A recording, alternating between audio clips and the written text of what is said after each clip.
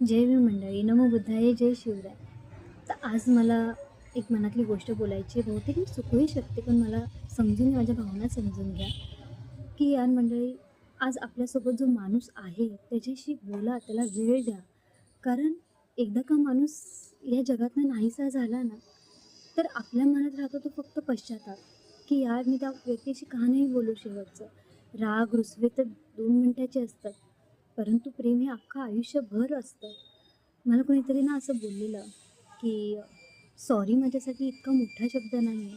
जर सॉरीनी जर माझे 10 नाती जपू शकतो मी एका सॉरीने, तर मी लाख वेळासुद्धा सॉरी बोलायला तयार आहे. मग खरंच सॉरी हा शब्द इतका मोठा नाही आहे. जर एखादं नातं तुम्हाला वाचवायचं आहे, एखादं नातं तुम्हाला हवं आहे, तर एक सॉरी बोलून संपवून द्या यार. कारण आयुष्यभर ना, नंतर त्या व्यक्तीच्या पाठी फक्त पश्चाताप राहतो. मी शेवटचं का नाही बोलले. त्यामुळे ना सॉरी बोला आणि आपलं नातं जपा.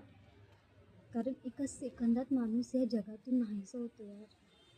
त्यामुळे माणसं जपा.